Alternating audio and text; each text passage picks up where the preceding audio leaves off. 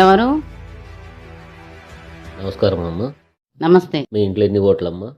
4. రాసుకుంటా. పేర్లు చెప్పండి అమ్మా. చెప్పండి. ఈ 4 ఓట్లు మా పార్టీకే. మా పార్టీకే వేయండి. ఇవి తీసుకోండి, తప్పకుండా వేయండి. సరే సరే. ఎవరమ్మా? ఓట్ల కోసం వచ్చారు. ఓ చేతుల డబ్బులేంటి? నీకు ఎన్నిసార్లు చెప్పాలి అలా తీసుకోకని?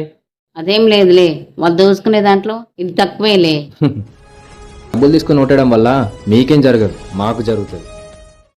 ఓటేనది హక్కమ్మా, మంచిగా ఉపయోగించుకోవాలి కానీ ఎప్పుడు ఎక్కువ ఇస్తే వాడు కోటేయడం కాదు.